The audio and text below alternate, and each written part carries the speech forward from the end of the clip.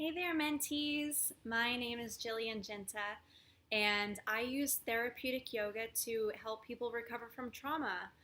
And I chose to get into this field following a marriage that I was in when I was in my early 20s that turned out to be really different than I was expecting it to. And when things took a turn for the worse, I dove into yoga and was able to find some trauma informed yoga and some solace there.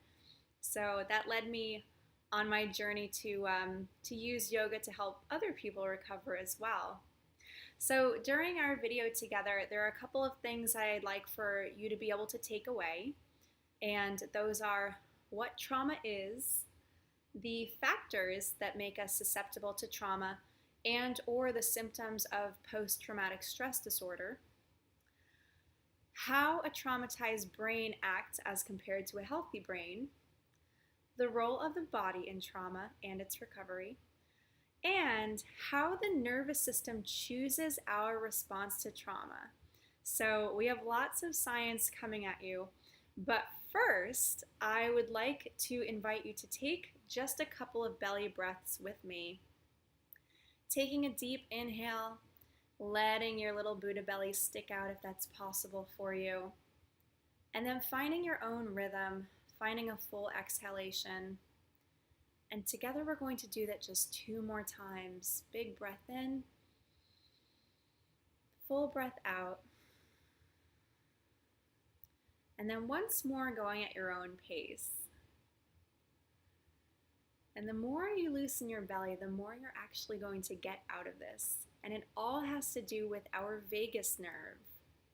Our vagus nerve is the longest nerve in the body. It actually starts all the way up here by your brainstem. It travels down through your spine, and it comes to innervate in your belly. And by innervate, I mean that there are dense clusters of nerve endings there. And similar to the way that the conductor of an orchestra would keep everybody on the same page, that vagus nerve has nerve endings that touch each of the organs in our abdomens. So by belly breathing and loosening up the tension in our bellies, that is a quick and very easy way to cue to our body that we are in fact safe. So I hope that that little tool is something that you'll continue to think of throughout your day as you're commuting to work and going about things that can bring on the stress. It's an easy little intervention. So, first things first, what is trauma? And the easy way to answer that is trauma is any event that overwhelms our ability to cope. And we can think about the experiences that we have in life as being similar to eating an apple. In normal life, any normal event, even, difficult, uncomfortable ones, those would be similar to taking bites of the apple, chewing them up, digesting them, really assimilating the nutrients, assimilating all of the knowledge that we can milk from our experiences, learning, cultivating resilience as we face challenges, and making meaning, having useful experiences. Well, trauma is different. Trauma would be as if we took that apple and we crammed it directly into our bellies without doing any of the work to break it down. In its heavy and its dense form, management becomes a lot more difficult. It remains painful and meaningless in its dense form, and it requires concentrated practice to break it down. But we can do just that.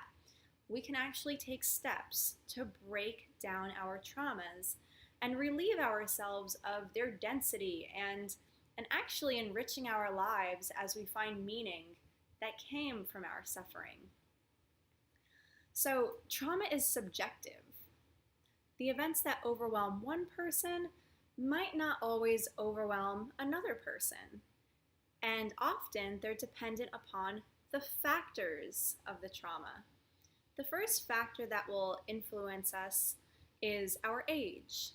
Very young people, very old people are very much more susceptible to traumas. mostly because they either don't have their coping skills in place yet if they're very young, but for either demographic, they rely on caregivers for support.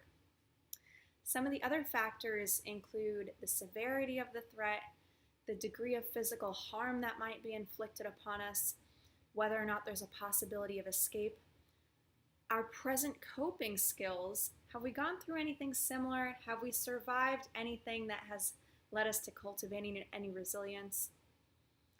And other factors are cumulative effects of previous traumas.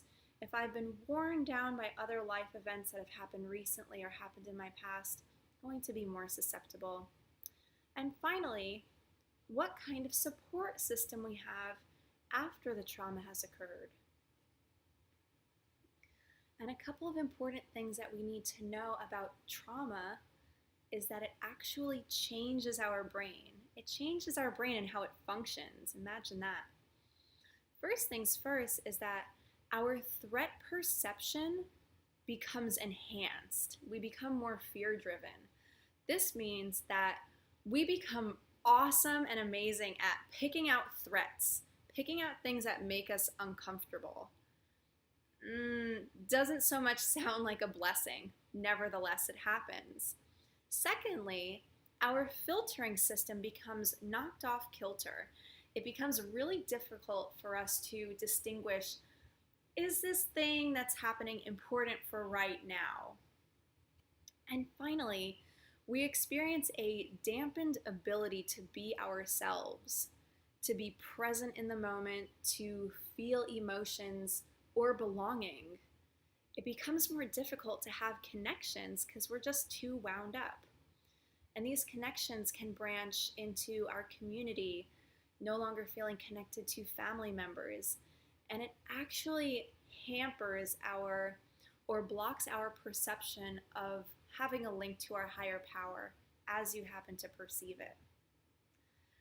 And the body plays a big role in trauma and its recovery. Is this a new idea to you? Probably not. Most of us know that a lot of our interventions for trauma right now are mentally based. But for our greatest impact, we need to address both our minds and our bodies as well. They are inextricably linked.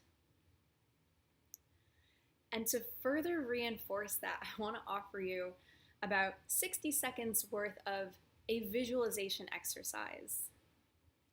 So imagine this. If you want, you can close your eyes. You've just walked into your kitchen. You notice your sink. You notice your refrigerator. And then you notice on your kitchen counter a beautiful yellow lemon.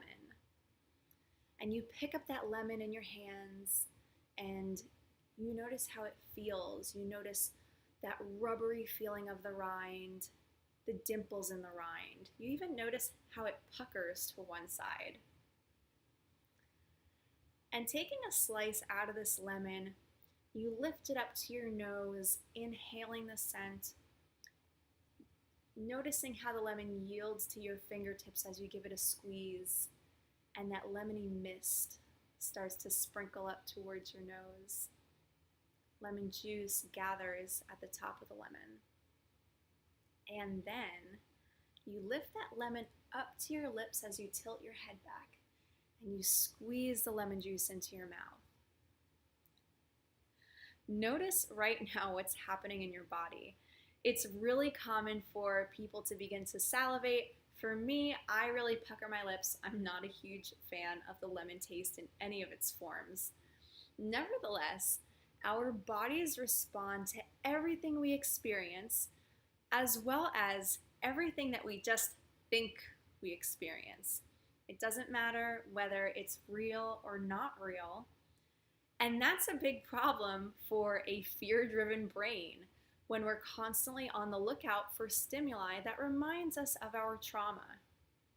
So in a traumatized person, this creates a feedback loop that makes it feel as if the trauma is playing on repeat all throughout our day. And on the level of the body and our physiology, it very much is. That body is responding as if it's happening, that's because that's what it does. And to further understand trauma, we're going to take a look at the 3 states of autonomic activation. And when I say autonomic, I mean like the autonomic nervous system, which is an automatic system. The autonomic nervous system controls all of the body's functions that occur below the level of conscious thought, meaning that whether or not we think about our heart beating, it's still going to beat. Whether or not we think about digestion, it's going to occur. Likewise, if we don't think about breathing, that'll also take place, among many other functions. And this autonomic system has 2 subparts. It has a subpart for stress, it has a subpart for relaxation. And these subsystems curate our body's responses to stimuli to put us into one of 3 autonomic states. So here's another analogy for you. A traffic light has green, yellow, and red.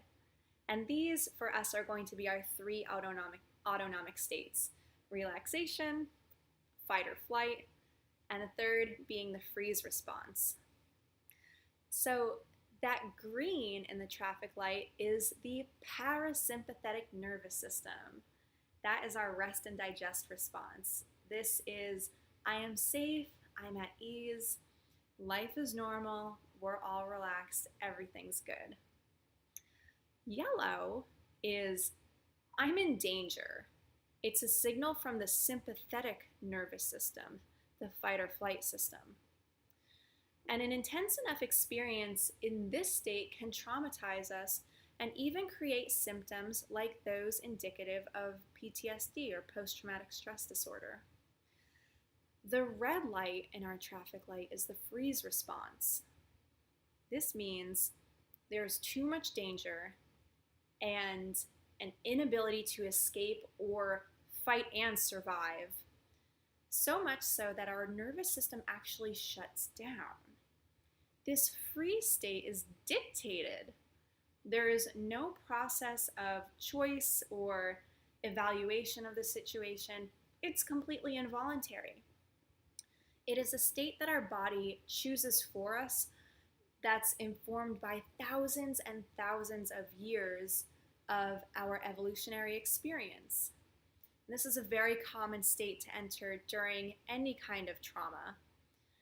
Because the threat to our vitality is so severe, our minds dissociate, they disconnect.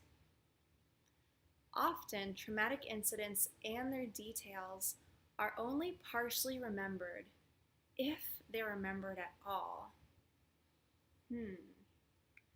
There's a lot of food for thought for you. As you go forward, if you'd like to chat with me and bounce some ideas off of me, I'm open to that. Again, my name is Jilliang. I am a trauma recovery educator and a teacher of trauma-informed yoga. Mentees, it's been great talking to you, and I hope to connect with you all soon. Peace, blessings, namaste.